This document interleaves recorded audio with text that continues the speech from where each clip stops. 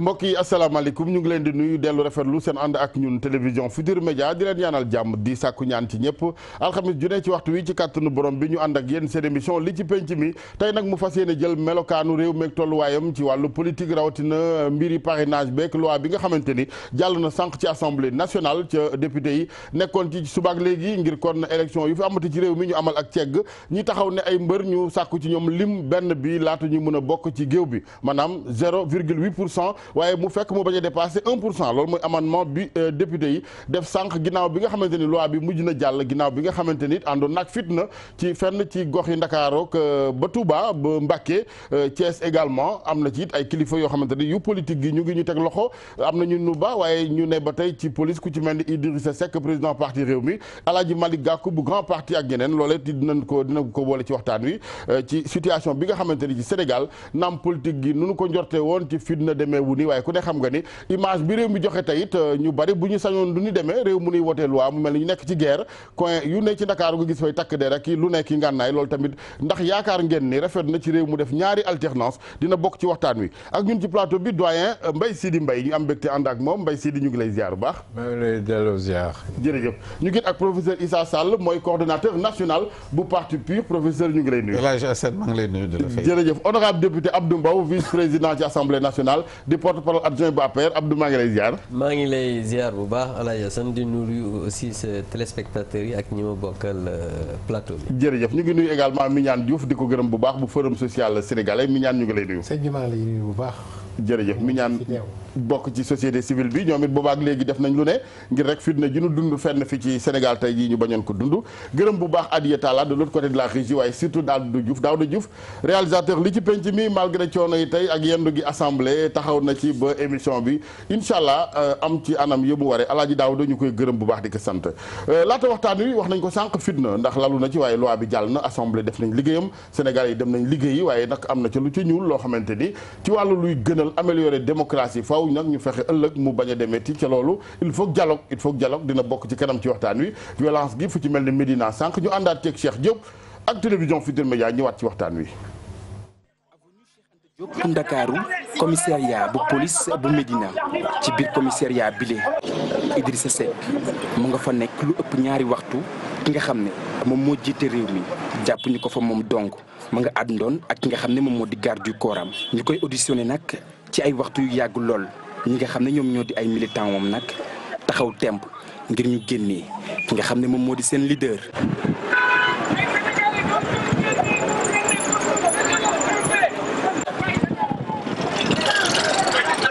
yenn ci ay responsable politique yoo xamante ni aaye nañ leen ñu dugg ci bile commissariat ngir daal di gis leader bu réew mi. monsieur Idrissa Seck dafa jóge këram ànd ak ay responsable am ak ay militant di dox nga xam ne droit la boo xam ne constitution moo ko consacré ci Sénégal ñu ñëw ba autoroute police Médina commissaire yi bi génn ak ay éléments am daan na ko monsieur Seck da ngay arrêté sa marche mu ne ko mais pourquoi ma koy arrêté ndax droit la boo xam constitution boobu ma ko jox mu ne ko malgré cela da ngay arrêté mu ne ko mais damay continuer dox mu continuer dox ñu wër ko encercler ko arrêté ko dugal ko ci fourgonnette bi ñun ñëpp daw jëm ci ñu doon ñu ay lacrymogène arrêté ñu. xeex bi di wéy di am ci diggante way takk der yi.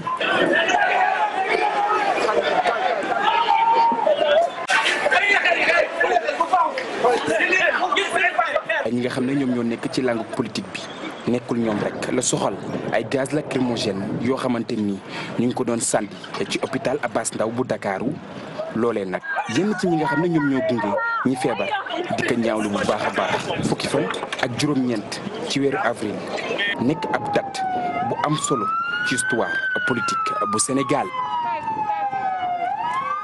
Cheikh Diop ci fitna gi sànq ci Médina fàttali ne Alaaji Malick Gakou daal dinañ ko interpellé ku jëm mel ni Abdoul Mbaye waaye it Thierno Bocoum Thierno Alassane Sall également ak yeneen ak ñeneen yoo xamante ni dinañ ci ñëw ci kanam Abdou Mbow ginnaaw bi ñu seetaanee reportage bi ginnaaw bi ñu annoncé aussi que ni ñu ko waxee voté nañ sànq ci assemblée nationale parrainage gi mu des kon président de la république bu ca jotee promulgué boobeeb loi lan ngay wax tey ji ginnaaw waxtaan yi satisfaction wala en tant que porte parole bu APR laata professeur Sall di ñëw ñu daal di ànd ak suñu analyse yi.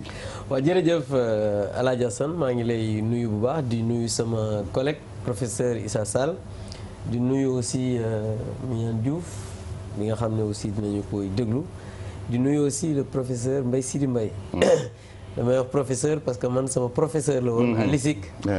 te ndongo daara moom ndongo daara lay nekk ba ilaa yawmi diin. dëgg la. donc di wax rek ne El Hadj Assane d'abord am satisfaction. pourquoi satisfaction parce que parlementaire boo bokkee ci mbir nga bokk ci majorité ngeen am proposition de loi bu jóge ci gouvernement boo xam ne yéen a ko indi foofu maanaam seen majorité. su ngeen ko wootee ba mu jàll. mënoo ci am leneen lu satisfaction parce que loolu jàpp naa ne su ma ko waxul dinaa doon nit koo xamante ne nii naa feq laay doon te man bëgguma nekk naa feq satisfaction parce que aussi jàpp naa ne loi la boo xamante ne nii dafay ñoŋal démocratie dafay ñoŋal démocratie parce que wàllu parrainage du loo xamante ni lu bees la ci constitution au Sénégal parce que El Hadj Assane damay fàttali ne parrainage mi ngi ñëw ci constitution wu Sénégal depuis 1963 te 63 jamono boobu dañ doon wax ne il faut que nga am parrainage pour nekk candidat malgré parti unique moom fi nekkoon 50 électeurs ak dont 10 députés. donc loolu mu am 63 en 71 en 91 mu am beneen coppar ñi boo xamante ni dañu indi parrainage pour candidature indépendant yi ñu def ko ci constitution bi 92 ñu def ko ci code électoral bi. applique ko ci élection 93 jamono boobu ñu ne woon il faut nga am parrainage 10 000 mais candidature indépendante yi. loolu muy dox ba tey jii nag président de Macky Sall ak gouvernement am ñu adopté benn réforme boo xamante ne nii dañu ne maintenant dañuy indi parrainage pour candidat yëpp maanaam yemale candidat indépendant yi ak candidat parti politique yi. te loolu nag lu ko indi moom mooy dañu saytu. gis nag ay mbir yoo xamante ni fa la ñuy jógee mooy nga gis d'abord benn exemple rek laa ci joxe parce que xam naa ne débat bi peut-être du ñu may ñu yaatal bu baax. élection yi passé El Hadj Assane dañu am 47 listes te 47 listes yi bi ñu demee au finish 11 ñoo ci am ay députés à l'Assemblée nationale. ñu gis li mu génne ci alal 15 milliards ñu gis jafe-jafe yi mu am ci wàllu élection yi il a fallu que. ñu saisir conseil constitutionnel pour que mu wax ne mën ngaa tànn lu néew 5 bulletins pour nga mën a dem voter parce que matériellement dañu xool ne bu ñu defoon ak 47 listes yi vote bi soit du am wala dina gën a sooxe nga gis jafe-jafe yi ci ñëw yëpp te loolu lépp El Hadj Assane li mu indi mooy ñu ne pouvoir bi président Macky Sall ak ñi mu àndal dañoo sàcc élection yi dañoo lëñbët dañoo indi parce que lu ci am yow mi nga xam ne yaa yor réew mi yow la ñuy wax ne yaa faillir maintenant responsabilité boobu nag bu la ko ay Sénégalais joxee jàpp naa ne nag war nga mën ibbi ay waxtaan. très bien président de la République ibbi ay waxtaan. mu am ay concertation sur le processus électoral mu am yoo xam ne d'accord nañ ci am yoo xam ne d'accord nañ ci. ba tey jii mu am ay conclusions yoo xamante ni indi na. li nga xamante ni moom mooy loi. bi nga xamante ni tey indi nañ ko te mu bëral parrainage.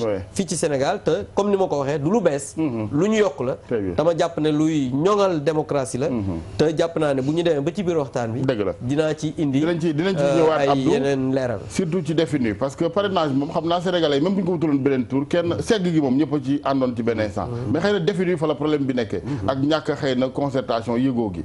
professeur Issa Sall dégg naa la avant que ndajem tey mi am assemblée nga ne ak ñaari signature sax yéen vous n'êtes pas preneur bëggu leen lan moo tax ngeen taxawee noonu de façon radicale. voilà dëgg la parce que xam nga parrainage yàgg na fi mais dañ ko daan def candidat yi nga xam ne daanaka xamuñ leen bu baax parce que parti politique. bu fekkee ne yow da nga di parti am sa siège di def sa congrès di déposer say bilan normalement candidat bay jóge ci parti bu war nañ ko xam donc du jaadu ñu naan ko nang ñu won ne yow dëkk bi xam nañ la.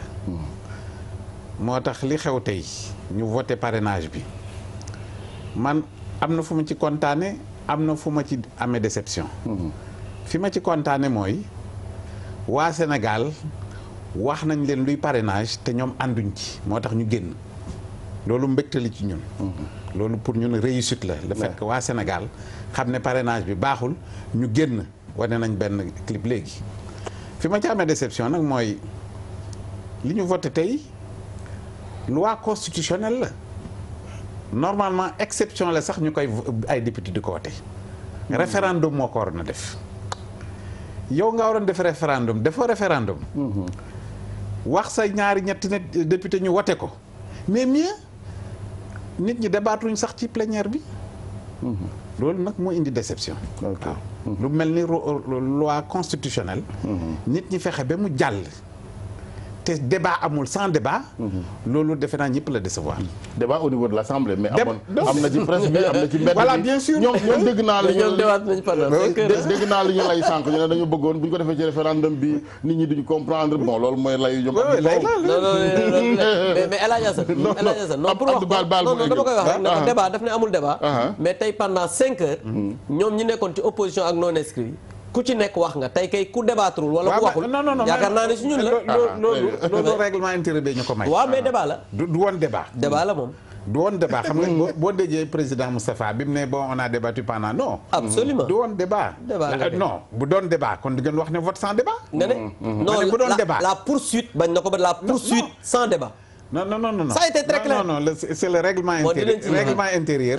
moo ñu may loolu. très bien donc fi gàttal daal. waaw déception nga jël. non déception laa jël. du man rek maa jël boobu déception. je pense que ñu bëri. vraiment affaire bi décevoir na leen. loo xam ne référendum la waroon a jaar. jaaratul référendum ñu waroon ci débattuñ ci. voté ko sans débat. loolu moom loi constitutionnelle dans l'histoire du Sénégal musul jàll référendum. oui Mbaye Sidi ñoom d'ailleurs il reprend les propos du ministre de la ah mais parce que loolu moom moo am. mais parce que loolu moom moo am. loolu du yoon. même bu musee am du yoon. du yoon. ah déedéet. parce que code bi. maintenant démocratie aussi consensus bi dafa mel ni. waaw gars yi bu déggoo amul rek démocratie bi majorité. waaw bon de toute façon ñëw ñun loolu bettu ñu woon. voilà loolu moom bettu ñu woon xamoon nañ ne. waaw demee assemblée dañ koy wote. Mbaye Sidi déglu nga ñaari wàll yi. man waaw li ma bett mooy bi ma déggee sans débat. ça me hérisse man wax dëgg yàlla. dama ci am souvenir bu ma neexul. congrès sans débat. ak lu mu jur. ay déchirement et cetera. et parti socialiste tas carrément. parce que ci la Djibo demee ci la Moustapha dem après Robert Sagna dem ainsi de suite. donc le patrimoine s'est effondré. Deuxièmement dama foogoon ne soulèvement bi thème bi indi maanaam nu mu tuddati sax. parrainage bi vraiment je me suis dit danañ ko bàyyi. mais je me suis trompé. heureusement pour vous.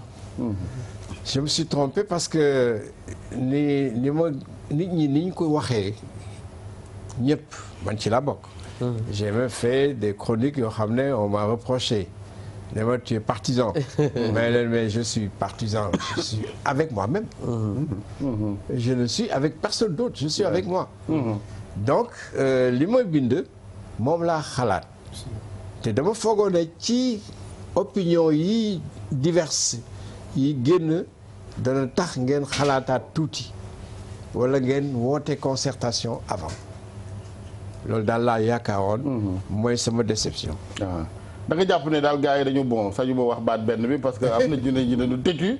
dañu dëgër bopp ñu baal ma vraiment Abdou mais naka nga mën a comprendre ngànk googu ñoom ñu ngànk foofu rek taxaw bañ fa jógee. alors ngànk boobu aussi dafa am lu ma dégg tey. ñu ne ma mais Macky Sall dafa ne que Sénégalais. dañu xamuñu lu dul rapport de force.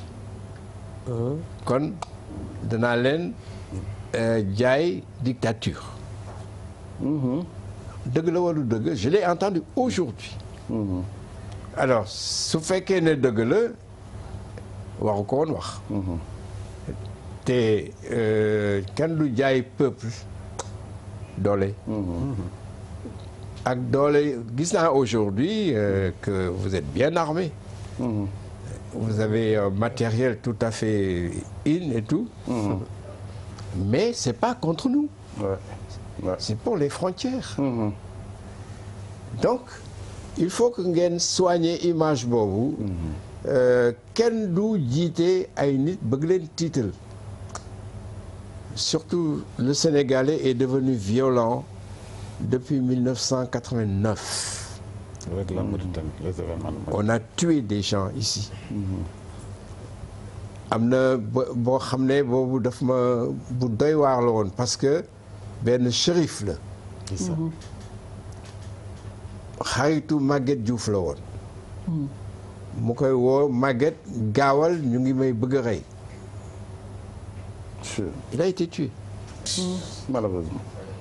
Alors donc il faut faire attention à la violence. waaw mais nag violence institutionnelle. baaxul kooku moom personne ne doit être d'accord. Très bien. merci Mbaye Sidi Mignane ci li xew tey ak la mu àndal ne ay événement assemblée nationale def nañ fa liggéey ba am na ci rëq-rëq naam waaye am na ci aussi yu mën a rafetlu ci wàllu débat à un certain moment le niveau était très élevé ba ci ni mu doonee xeexu robinet mbedd ci fenn fi également violence bi image boobu nga foog ne lu gën la ci Sénégal ndax nag ni ma koy waxee rek ñun moom dañu mën a jiital prestige on a fait 2 alternances di ko bàkkoo est-ce que méngoo naag nu ñuy doxale jërëjëf sëñ Assane. Le niveau était très bas, pas très élevé mais très bas. Et je fais partie de ceux qui sont désolés pour ça. Parce que yàlla dafa def souvent damay faral di génn réew mi dugg biir Afrique, je suis un panafricaniste. Et souvent j'étais heureux quand on saluait, quand on salue la démocratie sénégalaise. En Europe, en Amérique, en Asie, en Amérique latine, dans les éditions mondiales du Forum. Et daf ma daan neex. Mais tey j'étais sincèrement très déçu. Très outré. Très outré d'ailleurs. De constater que dans l'hémicycle qui a vu passer Lamine Gueye, paix à son âme, qui a vu passer d'autres hommes d'État, les Sénégalais du XXIe siècle, l'ère de la technologie et de la cybernétique, sont arrivés d'y comporter d'une façon aussi élémentaire, j'allais dire. Ça m'a fait mal. Sérieusement. Quand bi ma gisee image yooyu, je n'ai pas pu manger dans le reste de la journée. Parce que sous peu de temps, je vais retourner dans le monde et je vais rencontrer des collègues qui saluaient au Rwanda, au Togo, au Bénin, qui me disaient ce que vous êtes, nous vous envions. En Tanzanie, au Kenya. Et il y en a par accident kenn ci ñoom yónnee ma message ne ma qu'est-ce qui se passe à mon second pays. Depuis Johannesburg. ma tànqamli ko mu yónnee ma image bi. C'est quoi? Et j'étais obligé donc de lui expliquer que il se passe benn loi bu ñuy voté te ni ñu koy voté xëy na moo tax yooyu image yooyu am. Alors ñun bi nu gëntee loolu ci sunu xel yu gàtt lañ ne balaa nu fay yegg sunu malaanu kër nu koy tilimal nanu wax. C'est comme ça qu'on a pris l'initiative en tant qu'acteur de développement, de droits de l'homme, etc., société civile comme on l'appelle. Mais en fait nous sommes des acteurs de développement. ñu ne nañ dem waxtaan ak nit ñi ñuy jiite nañ dem waxtaan ak ñoom ñaan leen njëkk pour que sutura boobu ñu xamee Sénégal ak tey ak tàkk boobu ñu conserver ko. Et c'est comme ça qu'on a initié donc le collectif dem adopter appel boobu le jour de notre indépendance, le 4 avril, dans l'après-midi. Diffuser ko def point de presse ne nañ dem nag dox seeti coalition yi ak parti politique yi xamal leen ne nañ dal balaa ñu yegg ci date boobu na ko nekk delloo siwaat xelam ci dëkk bi ci réew mi ndax fekk na itam askan bi amoon na yeneen priorité. École baa ngi bloqué. Santé baa ngi xaw a bloqué. boo demee fi ma dëkk ci biir Sine situation bi xaw na doy waar ndax gerte gi kenn jaayagu ko. te ci ñaari weer xëy nañu dugal ci beneen campagne agricole. ñu nekkoon nañ leen wax ne lii mooy priorité bi. ak ngeen mën a def ba toog. boole ci seen waxtaan école bi nan lay ubbee xale yi jàngi examen yi am. bi ñu demee njëkk a seeti seen coalition. EYOD dañu ne ñun d'accord nañu waxtaan mais nag d'accord ñu di waxtaan pendant que on fait valider le processus. ñu dem ci beneen coalition ñu wax nu loolu. ñu dem ci beneen parti ñetti parti ñu wax nu loolu. ñu nekk dal ci consultation ba 22h ci jour boobu 22h lañ pare. alors dem nag nee nañ def synthèse bu ñu defee synthèse ñu nañ ñaan audience premier ministre wala président de la République am ñu nekk su ñun am facilité contact yooyu ñu wax leen ko ñu ne ñu dem leen wuyu ministre de l'intérieur. c'était ay 13h moins ñëw leen fii à 13h30 ñu dem wuyu wax ko suñu mébét ak suñu yéene. pour que jour ba vraiment ñu dem fa demin ngoo xamante ni dafay dem doon deminu consensus.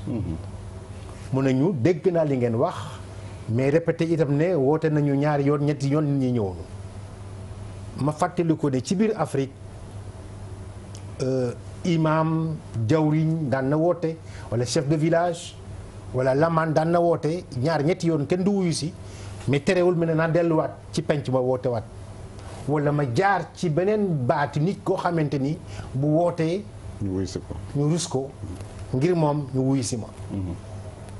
mais comme noonu la nañ jotale loolu itam chef de l'État il nous a reçu à 19h30 le chef de l'État toog itam ak premier ministre am à côté toog itam ak président assemblée nationale Moustapha Niasse toog ak ministre de l'intérieur à côté bi ñu facilité l'audience ak ministre de la justice ak son directeur de cabinet et le ministre de la communication suñu délégation maanaam ñoom Alioune ak ñoom Mazid Ndiaye ak ñeneen ñi ñu ne ko président dañu ñëwoon pour waxtaan ak yow en résumé suñu bëgg-bëgg suñu ñaan mooy que ni loi bi commencé indi problème ñu surseoir ko momentanément nga may ñu 2 semaines 3 semaines ñu fexe bi dajale nit ñi ci kattanu yàlla ak ci ndimbalu ñi fi nekk doon ay jullit yu mag ñu waxtaanagum quelque part doog a dem assemblée nationale.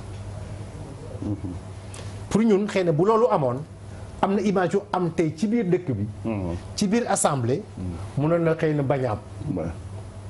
mais finalement. mais ndax comprendre nga baal ma le refus lànk gi nga xam ni lànkal na leen ko moom président. après vous avez reçu avec beaucoup de spontanéité.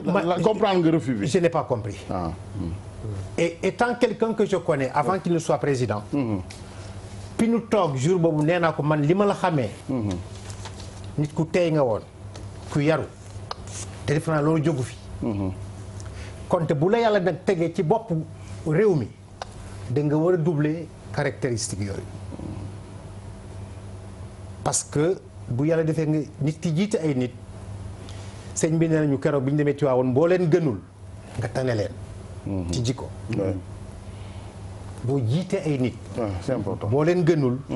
nga tane leen. très bien ci jikko ci doxalin.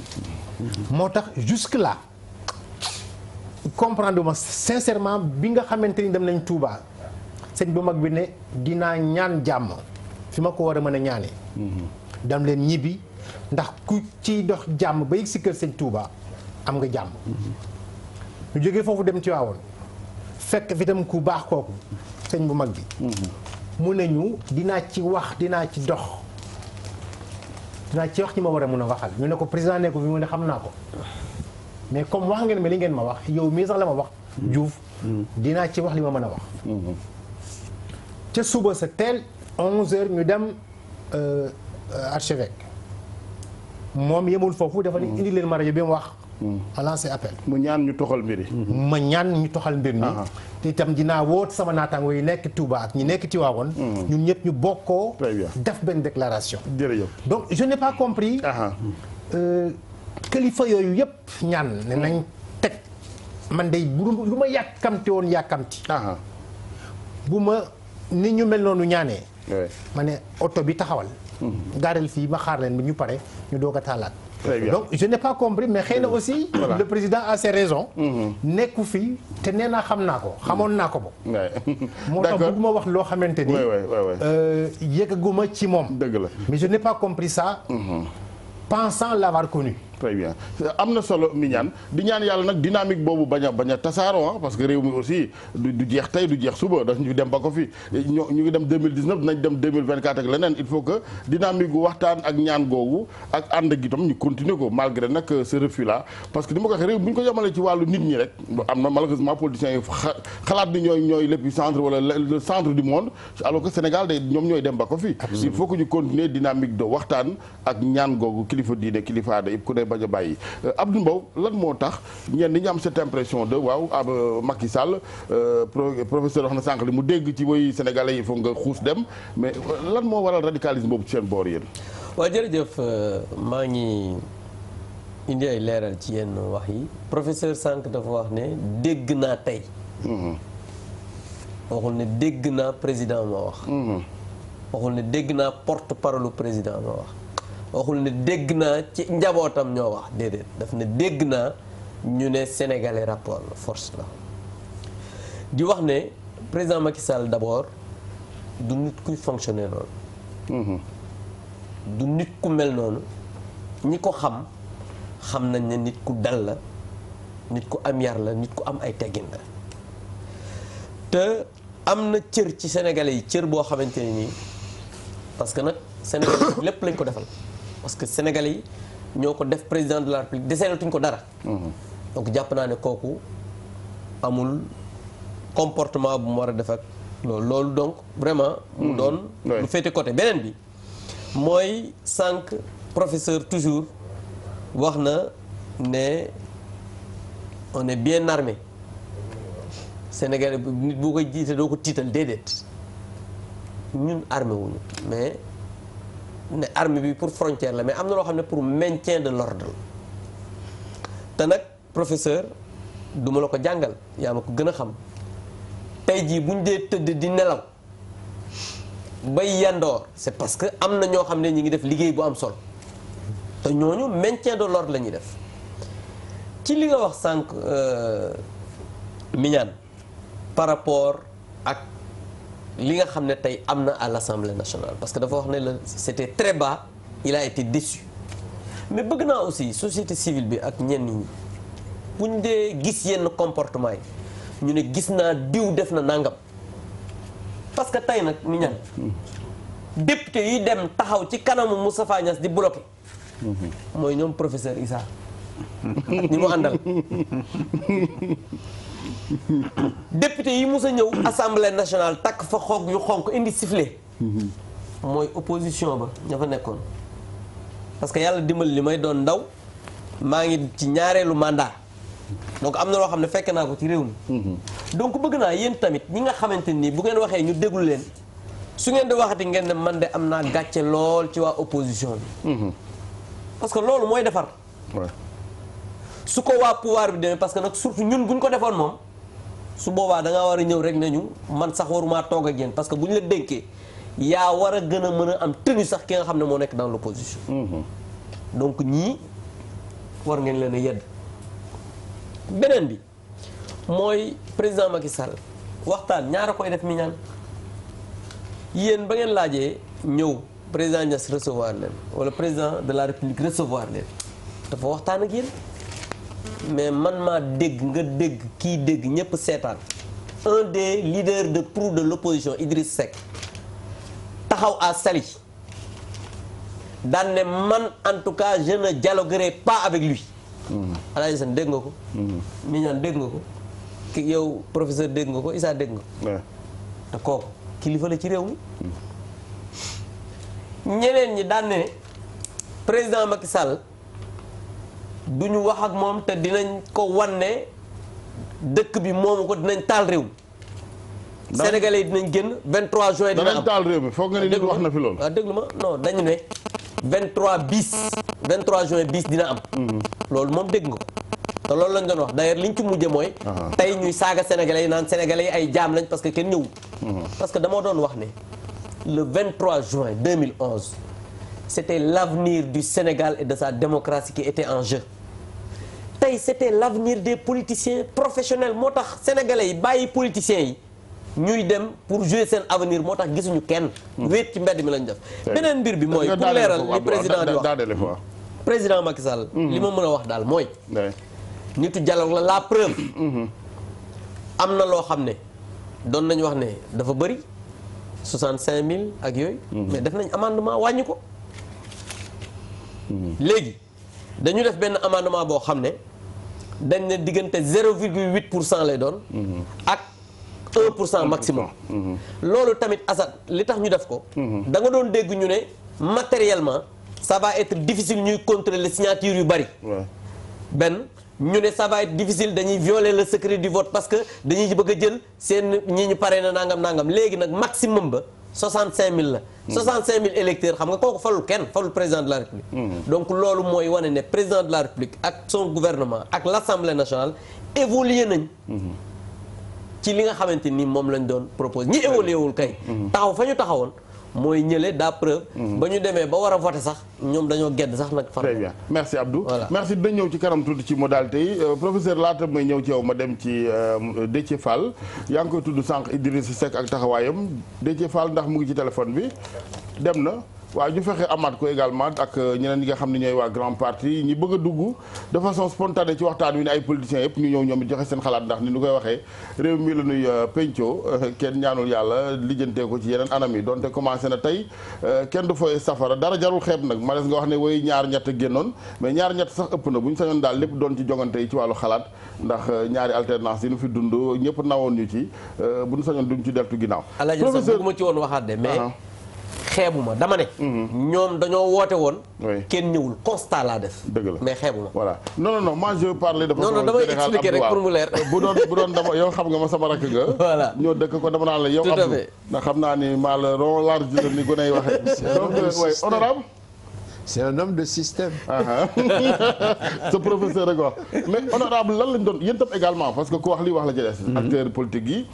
benn loxo du tàccu ni ko wolof di waxee. seex ngeen ko président ak pouvoir am ak i alliés am. yéen tam taxaw am lu ngeen bëgg.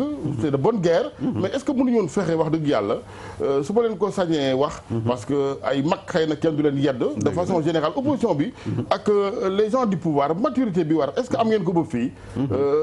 est-ce que amu leen maanaam. wàll ci li xew nii boobaak léegi rek ku ne di jaay sa doole ku ne di jaay sa maala mën man dama j'ai même l'impression que seen jabar yee leen di xëy na kii ca kër ga ngeen di jaay jàmbaar mais ça ne sert absolument à rien ce radicalisme. non ça ne sert à rien mais radicalisme buy am ci ñoom la xam nga Mbaye daf ne dégg na mais gis nga la mu dégg moo am la mu dégg loolu rek a am parce que ñii seet si nañ ñu mais biñ ñu seetsee dañ leen ni ñun amuñu problème wante nag nit bu fekkee ne da nga bëgg a waxtaan ak moom ba pare bokk sa paaka mais du sotti ñu ne paaka bi na ko teg ci suuf bu ko defee ñu waxtaan ñun loolu lañ leen wax dañ ne commission technique boobu nga xam ne dëgmal nañ ko lundi ba passé nañu ko bàyyi parce que ñoom bi ñu seetsee boobu lundi bi jotagul ñu ne bu ñu ñëwee gis ñu wax ne lundi liñ ci waroon def du ñu ko def mais ñu dialoguer sur le processus électoral parce que ñun li ñu wax dafa leer dañ ne processus électoral moo ñu intéressé. mais nga baal ma mais boobu fekk na aussi am ñoo xam ne ñoom ca njëlbeen lañu gàntu woon waxtaani ji. par exemple ca njëlbeen am na ñu ne man demuma. waaw mais loolu sax mujj na changé parce que ñun ñii suñu wàllu bopp bu ma jël parti. ñun PUR ba ñu defee concertation. mais on a perdu du temps quand même. entre temps on a perdu beaucoup de temps. voilà on a perdu beaucoup de temps mais par la suite ñëpp d'accord nañu parce que front bi ñu constitué mais loolu sax lu baax la. parce que président de la République fexe na ba nga xam ne opposition bi benn la ñu léegi. mat nañu presque 30 partis yoo xam ne am na ñoo xam ne man ci leader yi ñu mës a toogal musuma leen gis. mais fii mu nekk bu ñu wootee ñun ñëpp ñooy ñëw. réunion des leaders bu amee tous les leaders politiques de l'opposition ñooy ñëw. peut-être benn wala ñaar nga dul gis. te loolu lii président def moo tax mu am. te loolu nag dañ koy gën a consolider mu jëm kanam. mais dama ne ñii waa société civile bi ñu seet dañu seet sax seet si waat ñu. ba veille bi ñu ñëwee. dañ leen ne bu fekkee ne loi boobu teg nañ ko ci suuf ñun amuñu problème au départ sax xawoon nañu siisu.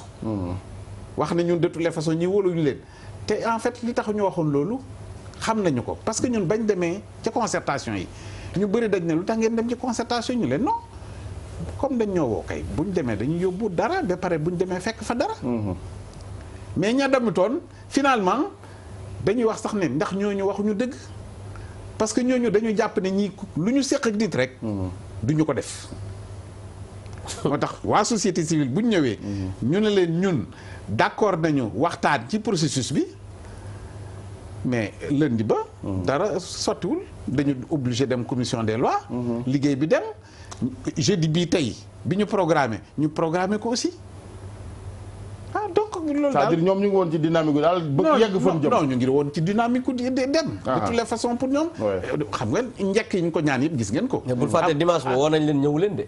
ban dimanche. dimanche ba bi ñu defee commission bi ñu defee réunion conférence des présidents. oui il y a eu une rencontre boo xamante ne nii Aïda Mbodj ma nga fa woon Madické Niang ma nga fa woon ñu jox leen rendez-vous dimanche ñoom ci seen bopp ñoo ñëwul parce que dañ leen woon bu ñu ñëwee waxtaan.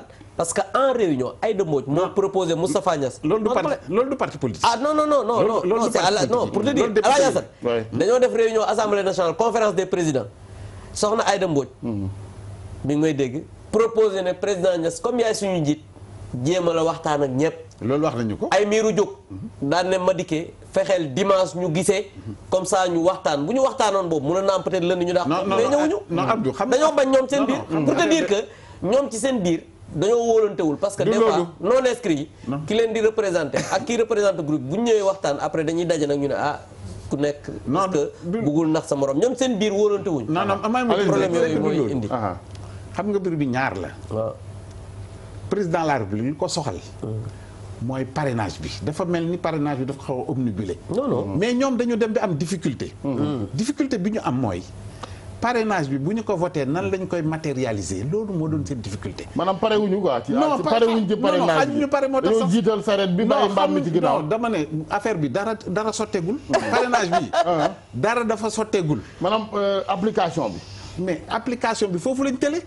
parce que société civile. bañ fa demee. président bi daf leen recevoir en tout cas man loolu gis naa ko ci soleil. ñoom bi ñu ma seetsee sax bi ma ko waxee ci soleil am na sax ñu ne non soleil rek moo ko waxuñ ko mais non président dafa leen wax leer. jàppale leen ma ci mise en œuvre bi. waaw donc am na problème mise en œuvre.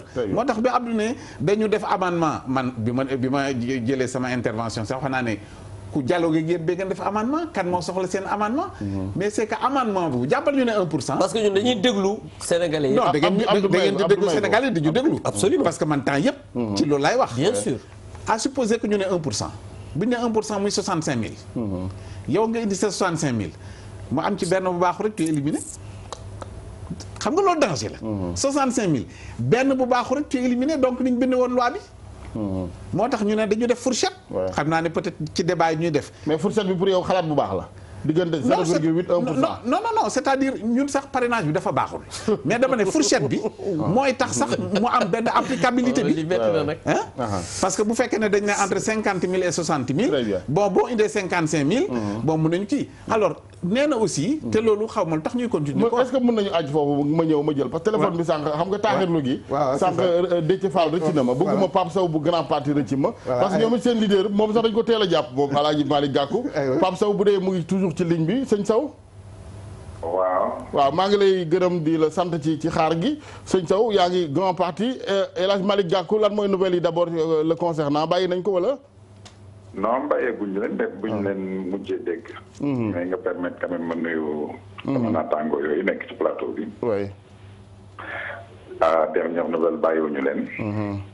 mais am nañu yaakaar ne xanaa war nañ leen a bàyyi léegi. ndax am nañu lu ñu bëggoon ñoom. yéen xam ngeen lañ leen di reproché. ñun xamuñu la ñuy reproché xam nga nous nous sommes levés. dañu yeewu am nañu ñaari député foofu ci assemblée. honorable Aïssata Sabara ak honorable Ami Kanté. c'est normal les audiences étant publiques ñu dem foofu pour seetaan.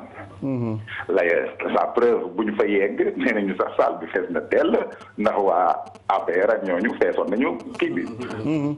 noonu ne la doon def di dem seetaan yi àndul ak kenn nag. ok deful marche. deful marche. ah oui. deful marche du tout.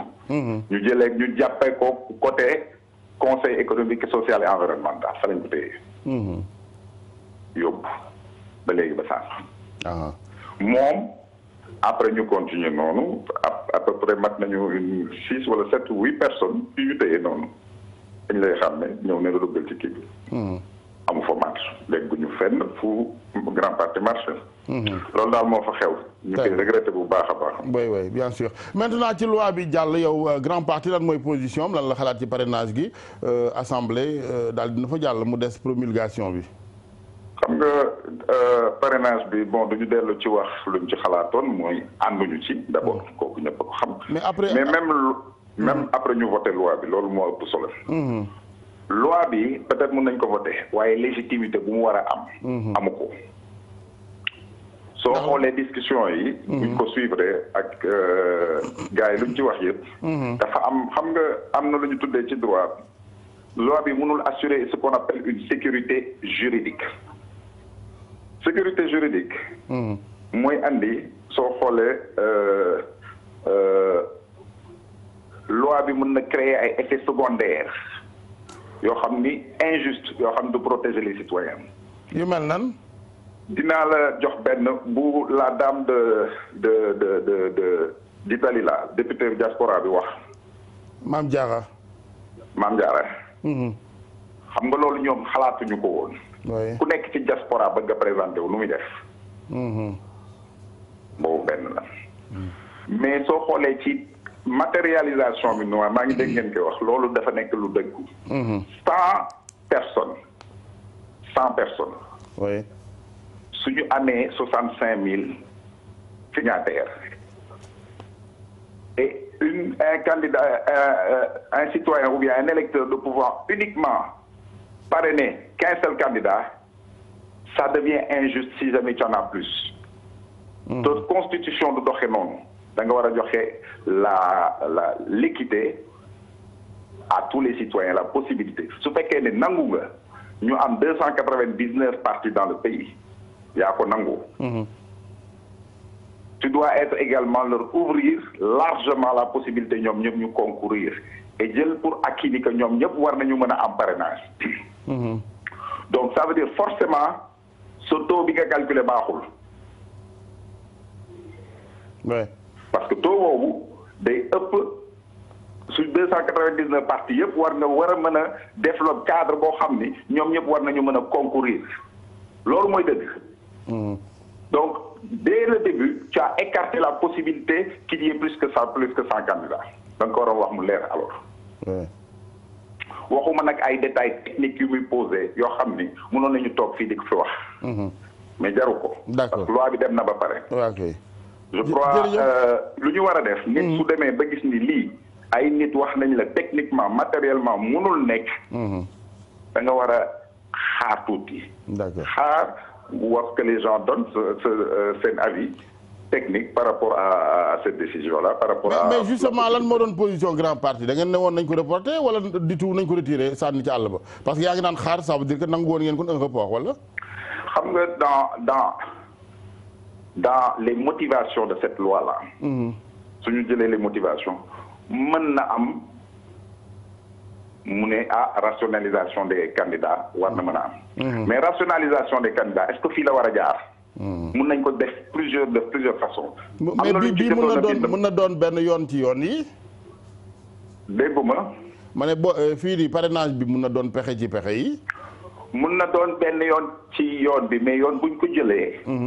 won nañ leen ni que matériellement et techniquement. day poser ay problèmes. très bien.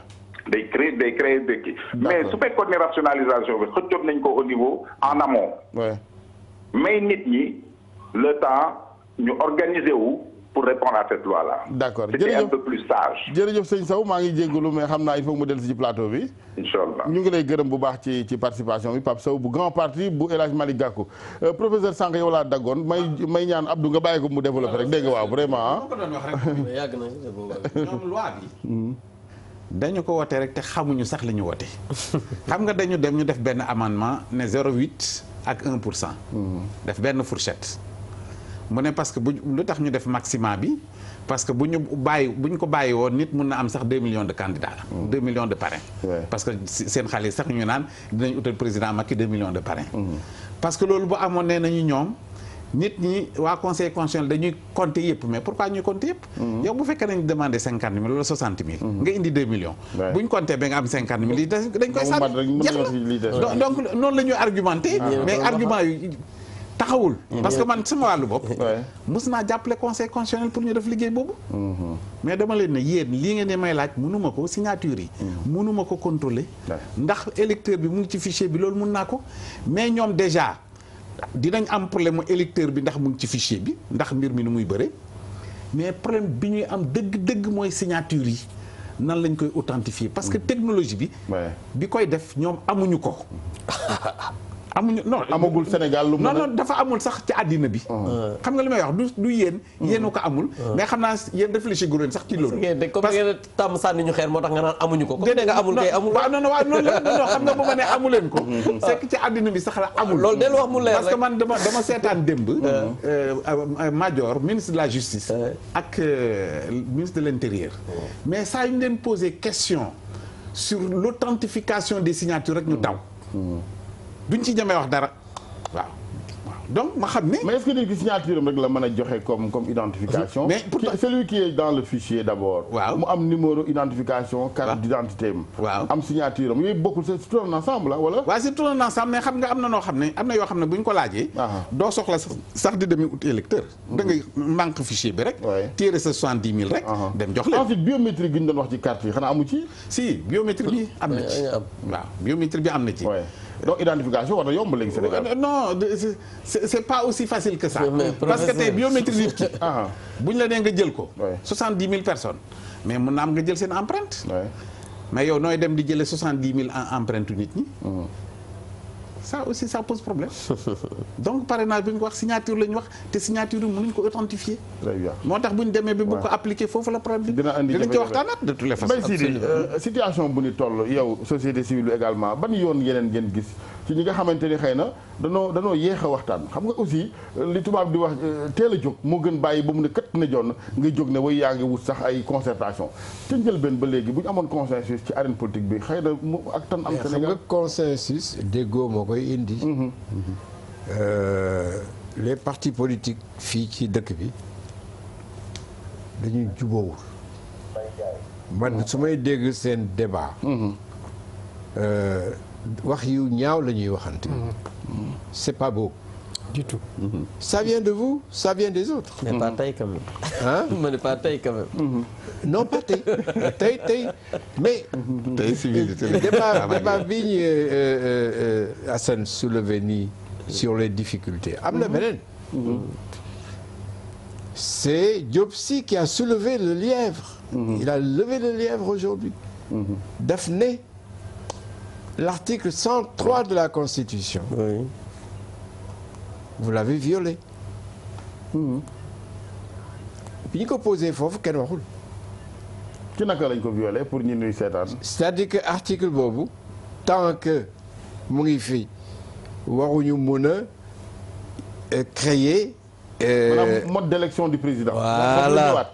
anam yi ñu war a fale président dañu wote woon ci constitution bi mujj ne. ma ne su ko laalati du tout. luñ ca laal rek kon ak jalgati la. mais quand Diop Sy a posé le problème kenn wuyu ko. Madior a ngi fa. ñeneen ñu ngi fa ñëpp a ngi fa. mais personne n'a répondu. ok. léegi moi je voudrais même être éclairé. Issa. Qu'est-ce que c'est exactement. ndax jalgati dafa moom de. ndax dinaa mën a tontu. waaw li ma laaj. bon baal ma jël ministre d'État Mbaye Ndiaye ci téléphone bi xam naa moom tam na ci bëgg indi leeral fi léegi yow tam ngay indi sa proposition ñu dem ci mi ñaan monsieur le ministre ñu ngi lay ziar bu baax. maa ngi lay ziara mon frère. jërëjëf Ndiaye ñu ngi waxtaanee parrainage gi ak ni mu jàllee ci assemblée tey jii liñ ci amoon yëpp ci wàllu tiitaange ak ëllëg également application bi ban xalaat nga gis am na ñu jàpp ne du yomb ci yéen ngeen doxale ko. Laaji Guèye maa ngi lay ziara di nuyu ñi nekk ci table bi yëpp. jërëjëf. ak Sénégalais yëpp ak yow ci sa maandute ci micro. jërëjëf Ndiaye. yal na la yàlla gën jox sagesse. amiin ñu bokk. article 103 bi sama xarit le grand journaliste à côté wax. article 103 dafa poser le problème du mode d'élection du président de la République. mais foofu def ko listé dafay def dafay lim yan mooy clause yi nga xam ne li ñu tuddee les clauses d'éternité maanaam ay mbir yoo xam ne mënatul am ci Sénégal kenn mënu ko changer ci constitution bi ci njëkk mooy le caractère républicain de l'État bi ci tegu mooy le mode d'élection bi ci tegu mooy la durée du mandat li ci tegu mooy le nombre de mandats présidentiels ñeent yooyu la ñu wax ne kenn mënu ko changer ci constitution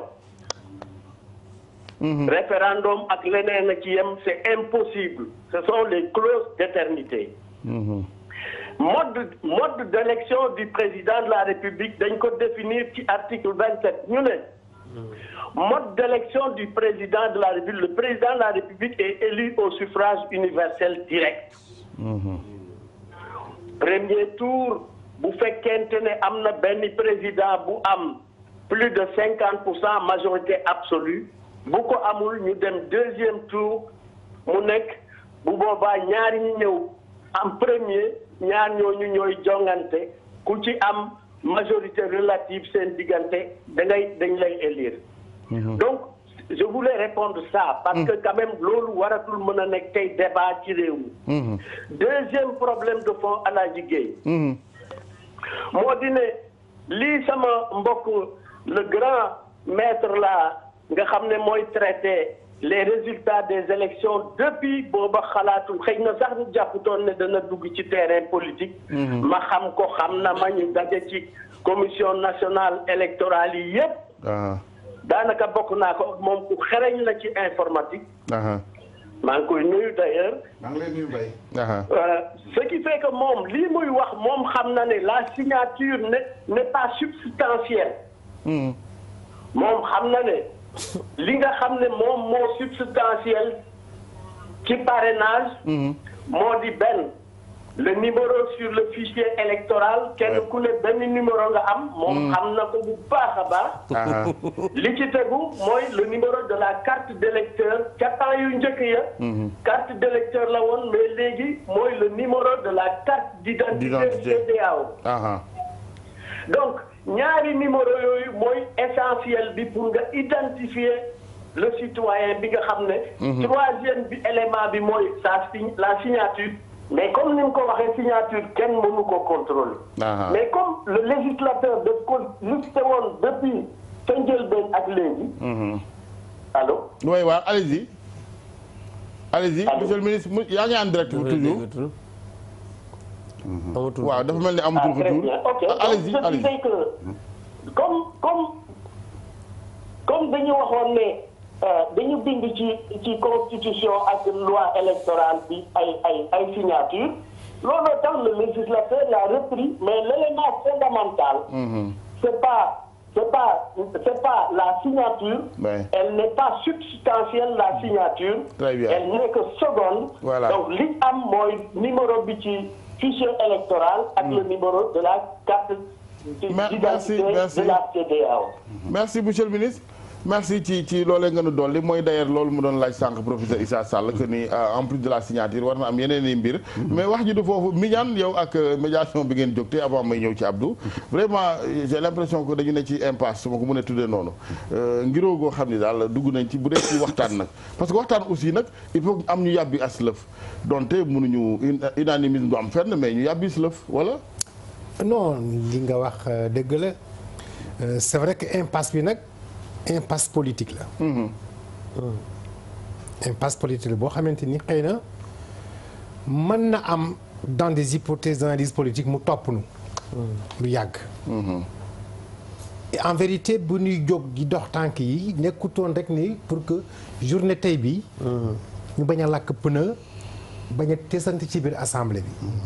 mais c'était aussi pour nu régler problème bi ba pare. ñu xam ne bu ñu leen ëllëg ci làmb ja kenn du wax ne kii dafa am lu mu làmboo lu bokkut woon ci làmb ji ba tax lii am. wala ñu dem ba résultat yi génn. kenn ne ah non bu résultat yi melee nii ci sama côté. c'est parce que lii ak lii la. donc impasse bi foofu la nekk. mais ñun suñu objectif on l'a atteint. Sociologiquement et politiquement on avait comme objectif attirer attention sénégalais yi lii nuy def baaxul te na ci ay nit wax yàlla def na kilifa yi gën a mag wax nañ ci suñu diine yi wax nañ si dëgg la yàlla def itam ñi nga xamante ni war nañu am nañu technique médiation fii ci Sénégal ak biir Afrique wax nañ ci yàlla itam def ñu dem ba ci président waxti ak moom dem ba ci leader politique yi wax ci ak ñoom dem ci seen organe de presse yi wax ci itam ñu déggunu de partout dans le monde les gens nous appelaient pour dire ba ci Espagne bi mu ngi sànq vraiment li ngeen def loolu lu baax na donc de ce côté on a atteint l'objectif maintenant le but au-delà de l'objectif c'était éviter li ñu doon wax sànq honorable il ne s'agit pas seulement donc de regretter ou de prévoir les images au sein de l'hémicycle il s'agissait aussi d'aller voter d'une façon boo xamante ni on ne sort pas en char de combat dans la rue de Dakar voter dans des conditions telles que benn preuve kenn du ko fi lakk parce que loolu mooy ragaillardir mooy consolider sunu démocratie dont on est si fier souvent quand on sort au-delà des frontières nationales mais on a pris un coup sacré coup ça ne s'est pas totalement écartelé mais ça s'est secoué un peu et la preuve j'ai dit de Johannesburg des gens m'ont appelé pour me dire mais ce que l'on voit là qu'est-ce qui se passe au second pays que nous avons le Sénégal c'est ça et j'étais obligé de dire bon donc pour ñun dëgg-dëgg on pouvait avoir plus que ça pourquoi je rappelle qu'en 1991 en 91 Diouf était encerclé par les plans d'investissement structurel étudiants yi di ko secouer béykat yi di ko sonal nappkat yi di ko sonal Abdoulaye Wade encerclé ko fii l'une des phrases que j'ai retenues à l'époque bi Diouf ak Abdoulaye Wade gisee fekk ñu libéré ko 88 dans le procès il va voir le président qui l'a appelé et là aussi je rappelle que les appels gis nga wootee sëñ bi warul ko defee n'importe comment kuy woo say naataango kuy woo say kaw kujji wujjante dafa am nu muy jaaree pour mu jox ko gëdd bi ci war jox ko valeur bi ci war ak la solennité mais bi Diouf defee loolu yónnee ay nit ñu wóor ko Ablaye Wade dafa dem wuyu ji ko fekk mu ngi doon génne kaso bi mu génnee sa journaliste yi mel ni yow day dar ko ne ko qu'est-ce que vous vous êtes dit mais ren on s'est dit qu'on va se parler parler de quoi et dit de tout de tout avec un grand T avec un grand T oui bi ñu parler de grand T avec un grand T on était tombé d'accord qu'on va élaborer un code électoral consensuel feu Kéba Mbaye paix à son âme jàpp ci ak yeneen i journal ak yeneen i expert ak yeneen i juriste ñu yegg si dans un code consensuel qui nous a valu 2 alternances sans contestation yoo xamante ni ki ñàkk woo na ki gagné ñëpp di fecc mais booba mi ñaan am na yeneen levier yu fi ne mais léegi réew mi aussi ñu baal ma ci ñi ma ko sañ a wax daa mel ni réewum partisan séddoo ku nekk ka nga faral amul ñoo xam ne ñoo war a ne ci diggante yi d'accord naa ci ak yow parce que dem bi ñu demee Tivaouane xam nga la ñu sëñ bi wax bugguma ko woon wax fii bi ñu waxee ba si wax ji yàgg on a fait 1h45 avec lui mun nañu xam ngeen dëkk bi dafa rafle nitu diine tekki ñuy waxante kat neewoon naa dama ñëw pour jébbalu ndax taalibe ci tijaan la mun nañu dëkk bi dafa rafle nitu diine ndax ki ñu mel ni maam Abdou dañ fee amatul lii day mën naa ko wax fii ñëpp di ma dégg parce que moo nu ko wax et c'est pourquoi on avait pensé que ñun fi ñu toll woon ci médiation yi dañuy dem seeti nit ñoo xamante ni bu ñu waxee seen kaddu dana jib dañuy déglu très bien alors et je conclue donc pour dire que bi Diouf defee loolu pour man ce code là lépp lu ñu ci war a mën a changer tey dañ ci war a dem ci anam yoo xamante ni bu ñu duggee suba élection kenn du contesté parce que Wade avait gagné et Diouf n'a pas contesté parce que président Macky avait gagné et Abdoulaye Wade n'a pas contesté je crains maintenant que doxalin bi ñu jël ba yegg si fii tey ci journée bi am lu ñu ci topp toppe goo xamante ni xëy na bu nu fëggandikuwul dëgg-dëgg nit ñi waxaat mën na am avant élection yi wax ji bari gën a bari wala après élection wax ci ñu continuer waat fitna gi rek voilà donc il faut kilifa yi wane mat goo xamante ni dina ci gàttal na nguur gi libéré tous les leaders politiques ñoom ñu dem wuy ji waxtaan wi tey seen làmmiñ yi ci rajo yeeg télé yi bàyyi xuloo bi président Doudou Wade mu ngi ci téléphone bi président maa ngi lay nuyu El Hadj maa ngi lay nuyu maa ngi lay fay di nuyu ñi nga nekkal ñëpp jërëjëf Wade maa ngi nuyu ñaar ñu toog foofu nga xam ne président Abdou Mbow ak le député El Hadj Sall parce que ñoom ñoo bokk ci ñi nga xam ne tey ñoom la réew mi tànn pour ñu waxal ñoom ñu waxal ñu ñoom ñooñu boo buggee ñoo yor sa baat boo bañee ñoo yor sa baat boole la ci yow mi toog ak suma xarit boobu nga xam ne ñoo màggandoo bay Sidi maa ngi koy nuyu di ko ziar bu baax a baax di ñaanal ñi nga xam ne ñoom la ñu bokkoon te ñu dem moom dina dégg li ma wax bu baax a baax di nuyu Mignane Diouf maa ngi leen di nuyu di leen sant di leen wuy ci woo ngeen ma woo président loi bi jàll na yow lan ngay wax est-ce que mënees na dabu yenn yi maanaam ci wàllu waxtaan rek parce que aussi nettali xuloo la li am na li ci kanam naka lañ koy mën a gérer ci situation boo xam ni maa ngi tooj Abdou Sànq ne ko jàpp ngeen li ngeen jàpp ci leader politique nguur jàppagu ko fi Abdou ni ma li fi génn ci leader politique dox jalgati it mosu fi am naka la ñuy def ba dépasser une telle situation. waaw loolu xam nga dafa am ñaari affaire yoo xam ne il faut nga miin ko ci nitu politique ak nitu droit. li may wax Abdou na ma baal sama bopp laa ci jiital. nitu politique ak nitu droit li tax ñu naqaree nekkal. dafay yomb trop seen waxu tey wuute ak seen waxu ëllëg. avocat bi nga jël tey mu ne Doudou Wade sàcc la parce que mooy jël téléphone Alaaji Sall. mooy jàpp Mbaye Sidi Mbaye bi ñuy jàpp mu sàcc poche Alaaji Sall fi mu toog mu ne ko doo sàcc. dafa yomb ci ñoom. dafa yomb aussi ci nitu politique lu mu nangu woon démb bañ ko tey. loolu da nga koy boole ñëpp parce que tant que ku nekk ci ñun du def rétrospective. seet démb ëllëgam dafay jafe. mooy ñun noonu la ñu mel. yéen ay wax ne les faits sont là c'est le commentaire qui est libre. loolu Abdou Mbaye bokk na ci parce que yéen a bokk journaliste. yéen da ngeen di seet rek ngeen li am ngeen wax ko. mais ku nekk am na liberté commenter lu mu bëgg. mais politique mënul noonu li am tey liñ ci mën a jàpp bari na. mais nañu jàpp ne rek ak lu ñuy def ci lu baax. tey la ñu voté benn loi buy réviser suñu charte réew ñu ne kenn du ci débattre. kenn du ci débattre sans débat. di nga dégg nag débat nañu débat wuñu mais bañ nañ ko ba ñu ne ñu ngi ubbi la discussion générale kan mooy bindu. fekk Seydou wax na plusieurs fois ne. arrêté leen question préalable yi ndax ñu dem ci waxtaan bi.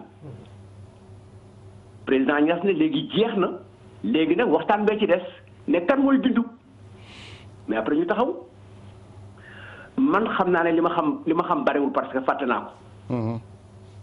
kooku nekk sa wet moo yore téere bi Abdou Mbow suma rakk suma xarit. suma mbokku taalibe ko moom xam na ni ku ko wekk laa moom xam na loolu du moom laa xool de moom xam na li tax ma wekk ko moom xam na lu tax ma wekk ko du ma ko wax mais moom xam na ko mu ngi reer sax xam na ne li tax ma wekk ko maag moom ñoo ko bokk. waaw xam na parce que dafa am lu ma ko gis. mais tey dañ di wax dara bokk comme yaa ngi insisté. waaw mais parce que Abdou non seulement taalibe la. mais bàyyi ma ngi gis ay at yu bari am na fukki at ak juróom. chaque bés ma gis ko mu téye papaam ñu jëm Mbour. ndeysaan. ba jour bi mu amee oto yëpp ci papaam. dama ko ne yàlla fay na la. loolu rek parce que dama doon ànd ak sama papa ma am oto di ko yóbbu. te loolu xam naa ne mu ngi ci woon mais mën a yëgal ni ci loolu rek. waaw da xeetu mbaax yi bu leen koy continuer bu ngeen nekkee assemblée bu ngeen nekkee ci mbedd mi pourquoi politiciens yi bëgg a mel ni ay rab rek. mais kaay ma wax la El Hadj. loolu jarul sax ngay wax ay rab dama ne seetlu woon ne buñ la bëggee nax sax dëj nañ lay naxee léegi dañuy ñëw jaale ci la. xam nga sama papa dee na. ma nekk dans l'opposition Abdoulaye nekk dans l'opposition. mais nekk ci gouvernement majorité. keroog suma buntu kër maa recevoir ministre yi kenn desul. alors on ne se parle que quand il y a un mort. alors léegi dañ ci dem nga ne léegi pour ñu waxtaan nañu rey nit ñi. attention. mais seetal rek li ma la wax. waxtaan yi ñu fi déggee président wax koog nit. mais pour faire pour. waxtaan rek gis nga bu ma deele woon léegi. oui président. Abdou bu ma deele woon léegi. Abdou Mbow fay dëkk. dina jooy ak man dina yëkkati dara loo xam ne di jox ma ko te daf koy tibbee ci xolam mais pourquoi rek balaa ñuy wax te di dee. parce que jukkoo leen non kon jukko boobu nga baal ma c'est de la tricherie président c'est-à-dire nit lu mu jukkoo du ko summi. waaw mais xanaa déggoo li ma la wax léegi mais Assane. oui Assane yaa ngi ubbi une dama leen ne ñun ñoo mel noonu ak juriste yi. déggoo Ismaïla wax la bërki démb rek ci le 22 on ñu tegaat. mu ne révision constitutionnelle bu jaarul ci 6 mois waxtaan. jaarul référendum kenn waxtaanee woo ko au moins 6 mois baaxul. mais ba pare dañuy jël benn affaire bu ko jaxasee. dégg nga léegi ñu wax dañ leen la wax ñu ne dañuy lan rationaliser parti politique yi loolu la ñu wax de. ñu ne loolu la loi bi mais loi bi waxul loolu. loi bi waxul rationaliser parti politique. lu mu wax loi bi. très bien. loi bi xam nga la wax. oui. dafa wax ne dañuy moderniser la modernisation. du rôle des partis politiques. la modernisation du rôle du parti politique. mais l'objectif xam nga ko. mais déglu ma journal officiel la ngi nii mooy parti yi la ñu toll intéressé wu leen. naka la ñuy jàngalee naka la ñuy liggéeyee lan la ñuy wax ak militants yi loolu la ñuy wax mais waxuñu rationaliser le parti politique. modernisation du rôle des partis politiques dans les systèmes démocratiques loolu la ñu wax. moo lay wan ne ñu ngi lay jaaxaloon gis nga léegi Mbaye Ndiaye li mu la wax de. mu ne constitution bi kenn mënu ko changer. déedéet article 103 waxul loolu. dafa wax ne am na ay formes yoo xam ne yi. kenn mënu ko réviser. loolu la wax lim na ponk yi mënut a réviser. wax xam nga waa ca Assane. oui Assane. oui yaa daax poser question mais bàyyi ma tontu la. dafa wax ne la forme républicaine nangam la durée ne peut faire l'objet de révision. révision moo tax ñuy wax. mais am na leneen lu ko mën a changer. bu ñu lee mënul changer. oui parce que preuve d'intangibilité ñuy wax. Assane lu ñuy nax la amul lenn lu ñu di def ci àdduna ne mooy nekk ba àdduna tukki. leneen lan moo ko mën a changer par exemple. preuve d'éternité amul xam nga lan mooy am. oui mooy chaque fois bu ñu bëggee la loi am importance comme bii république ñu waxtaane ko. parce que Assane kaay wax la benn affaire nañ gis nga ñu sant Guèye ak ñu sant kii laa nee na ñoom bu ñu faloo. dañuy dem ci monarchie de. te référendum lañ koy joxe ku ci mën dara. waaw d'accord donc il faut ñu waxtaan. président ñu ngi lay gërëm malheureusement waaw il faut ñu dellu si ci plateau bi ñu ngi lay gërëm ci dolli gi. waxtaan wi il faut que mu nekk loolu laa gën a jàpp ci waxtaanam. il faut que waxtaan am. il faut que waxtaan am. parce que nag ñun wax dëgg yàlla même classe boo fa nekkee di jël paie boo jàngatul say leçons ca ndaare ngay mujj. mënuñ ne ci Afrique naan ñoo jiitu ci démocratie ba pare di dellu ginnaaw nii rek du ñu waxtaan ñii daal di campé wu ci camp bi ñii bu yàggee ndaare la ñuy jël ci Afrique. il faut ñu waxtaan Abdou.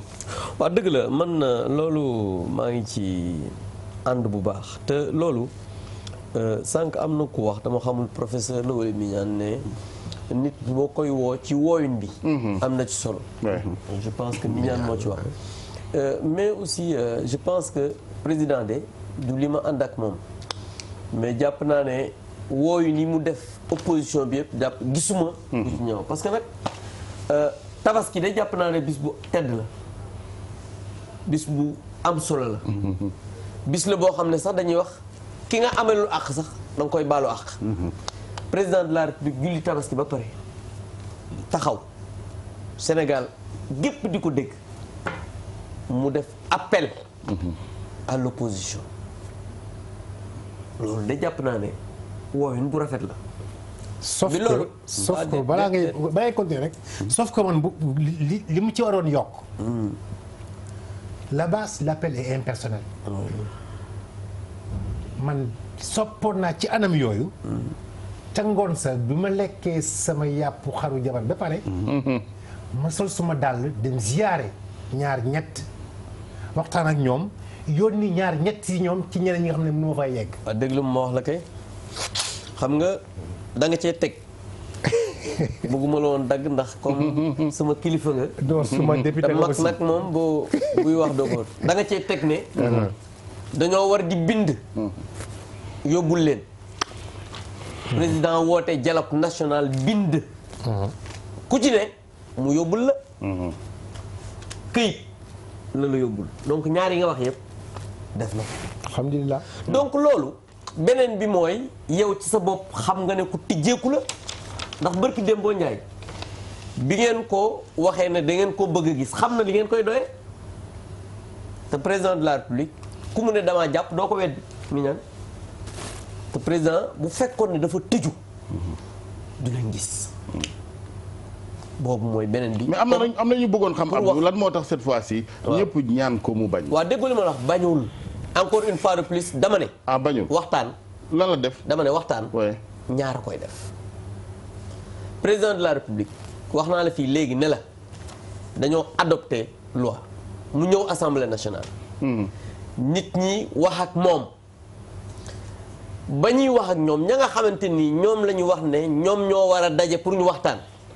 Alaaji Assane nga dégg leen bis bu ne ñu nekk ci rajo yeeg télé yi di wax.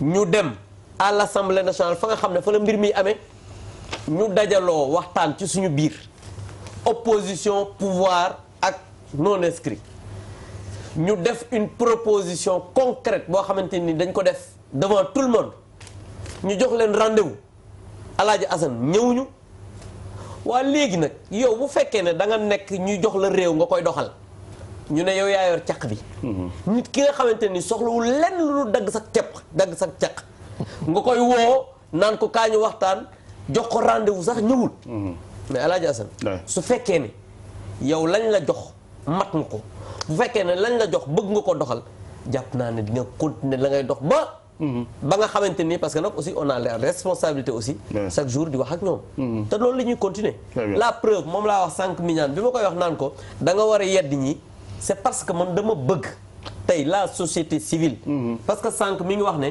président Macky Sall li tax nanguwul loolu de jaaxal na ko il a dit beneen yoon dee ci teg yéen ñii beneen yoon bu leen dem di bloquer assemblée nationale image bu ñaaw la parce que tey jii gàcce googu nga am ci waa sud-africain yi ñii ñoo la ko teg du ñun du keneen ñoom ñii ñoo la teg gàcce te nag loolu dafa doon loo xamante ni jàpp naa ne ñun sénégalais yi dañoo war a seetaat suñu bopp Alaaji Assane comme ni nga ko waxee waxtaan dafa war a am et incha allah ñun de en tout cas on est très ouvert et on continuera très bien continuer waxtaan ba pare ma wax la benn affaire mbir mi les modalités d'application ci code électoral la jëm te loi boobu peut-être fii ak ay weer lañ koy voté mais loolu nañu continuer mi continuer leen waxtaan très bien ngeen continuer seeti opposition bi pouvoir bi président de la république ñun aussi ñu continuer waxtaan ak suñu naataango yi ba nga xamante ni yàlla mën na def aussi déggoo ci yeneen yi nga xamante ni parce que réew mi jàpp naa ne ñun ñëpp ñoo ko bokk te dañ ko war di waxtaane il faut ñu koy waxtaan sànq maa ngi lay laaj na lan moo tax président bañ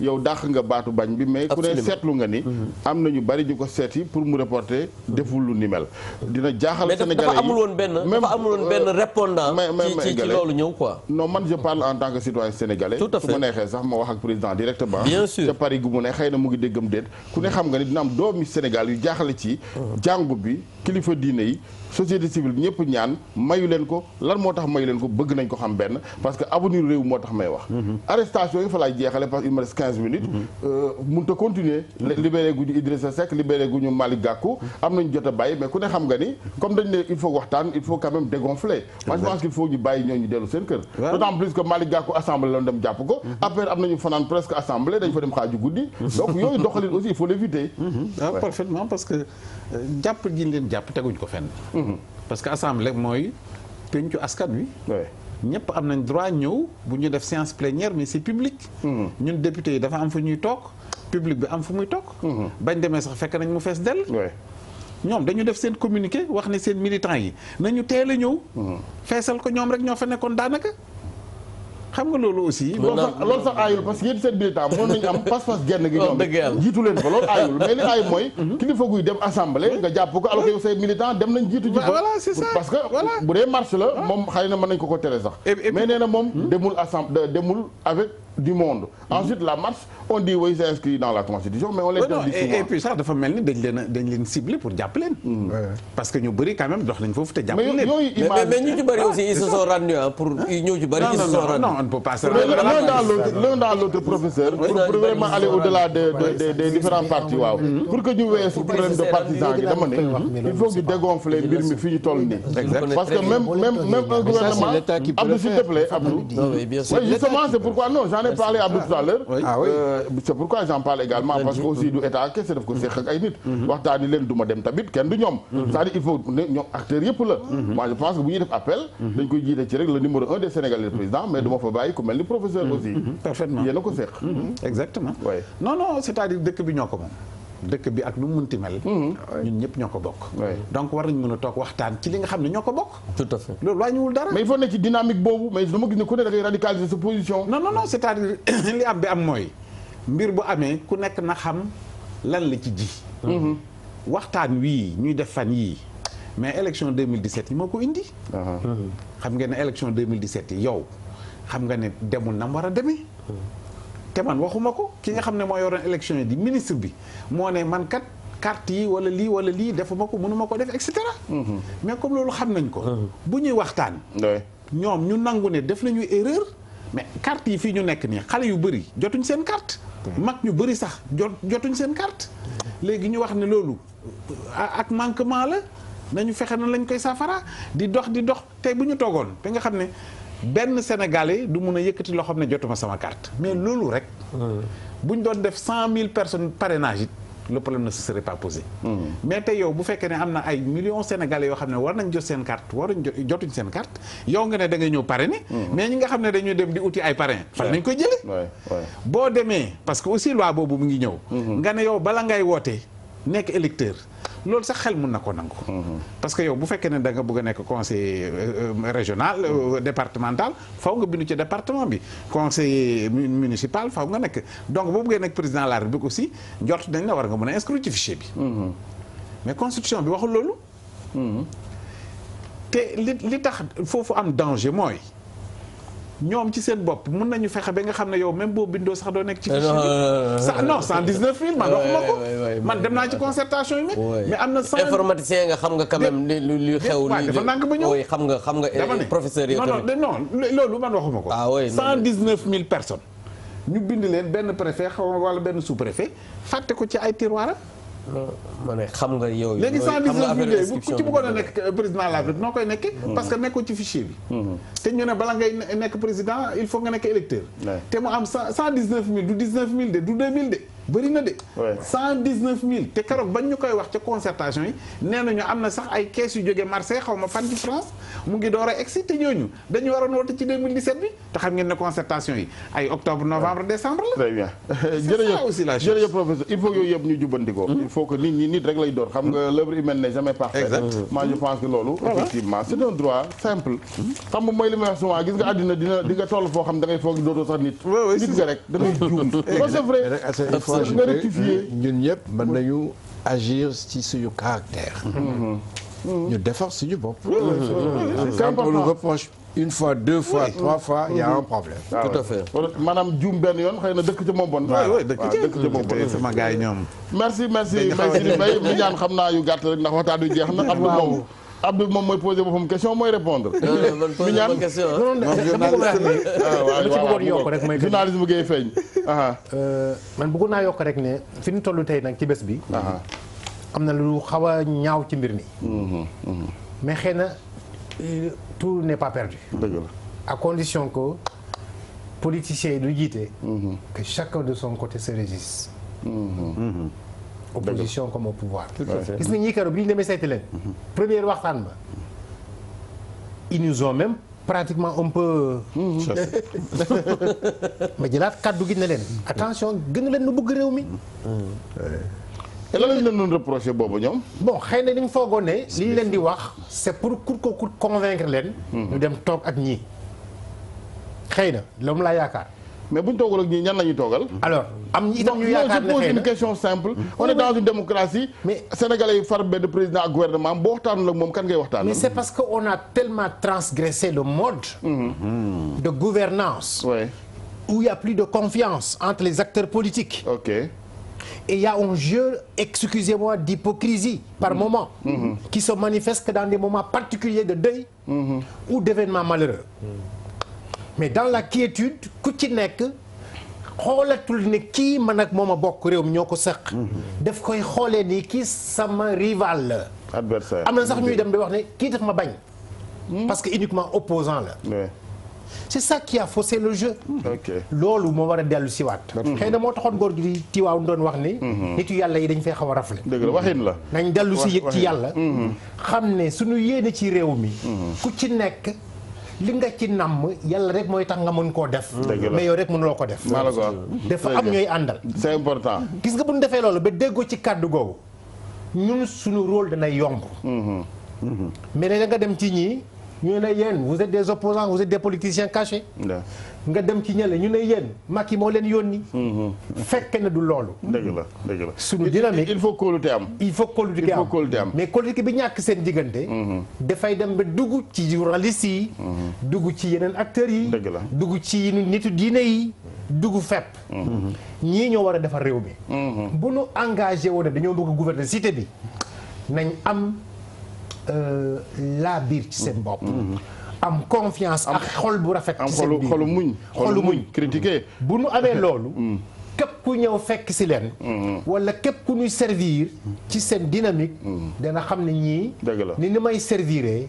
ak ñi ma gisee ñuy jëfantoo même dans la rivalité. doon na ànd nag jullite. dëgg très bien jërëjëf Diouf Abdou ci wàllu jàmm ji rek xam nga nag loo am mu bari sakkan say bët doo xam valeur bi léeg-léeg robinet coupé benn fan Sénégal yi bëgg a dee moo tax man leen guerre jigunu parce que guerre dafa laaj nag ak njàmbaar di nga toog ay weer doo am ndox doo am ceeb pour sekkee nag njawee ni njaboot yi tas wàllu réfugié non mu ngi am ci yeneen réew ñun gënulu kenn donc ku ne xam nga ni jàmm gën ay waaw jërëjëf man comme ni ma la ko waxee léegi di rafetlu d'abord sérénité bi nga xam ne moo am ci waxtaan bi.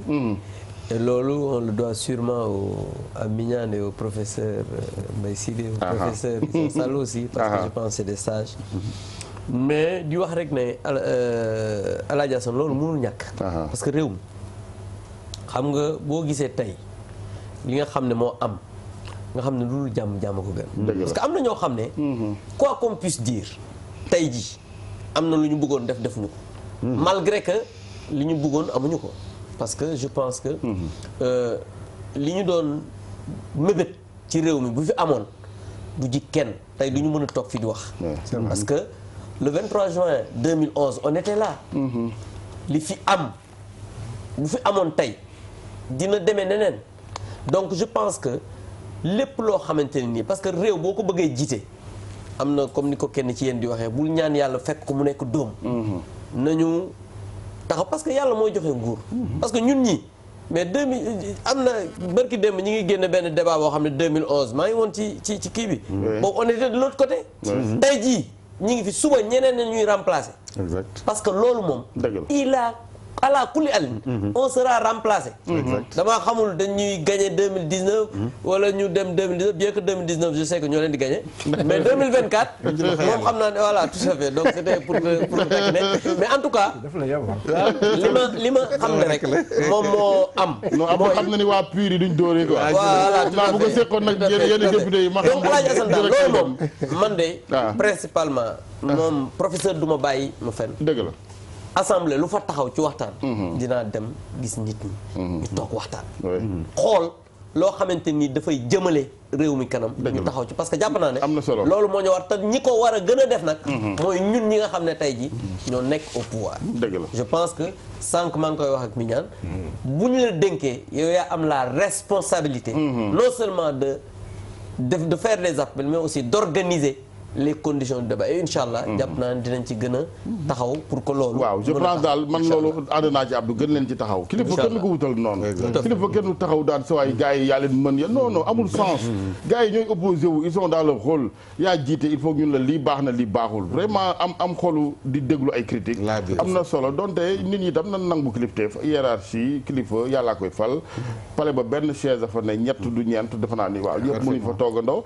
am na ñu ne nag ba président après les indépendants la judd ba mu faloo ba léegi ñu judd ñëpp après les indépendants sama maas gi ñëpp bëgg a nekk président mais c'est un rêve vraiment une ambition légitime également yàlla def jàmm ci réew mi en tout cas ku ne xam nga ni jàmm gën ay ca ñi yor xëy na ay salaire yor ay IPM duñ ko xalaat mais ki xëyoon tey banlieue war a wuti dépense soo ko ñëw indi ca kër ga amul fu mu jaar amul Dakar dem dikk bu mu dugg yow nga toog ak sa salaire sa cravate kooku vraiment du ndam dañ leen a fal pour ngeen régler la question alimentaire ñu dépassé ko ba am yeneen commodité sénégalais yi mën di dem vacances di am ay kër yu yaatu di am ay waaye bu dëkk bi ndeysaan ñëpp waxi taal la ñuy wax ay waxi tey lan lay togg loolu fitna la ñu ngi leen di gërëm mi ñaan jërëjëf Abdou maa ngi lay gërëm professeur Mbaye Sidi Mbaye c'est toujours un plaisir Mbaye Sidi xam nga moom ñun ay ndonga daara lañ ci kanamam ndax Walfadjri jaar jaag la mu tabax yëpp macha allah yàlla yàggal taxawaay gi pur maa ngi koy wax professeur Issa Sall ñu ma naw ci taxawaay la nu parce que nit mën nga wax sa dëgg ca doo saaga kenn doo génne dënn yàlla rek a mën a génne dënn ca du ko def ñu fanaan jàmm merci beaucoup.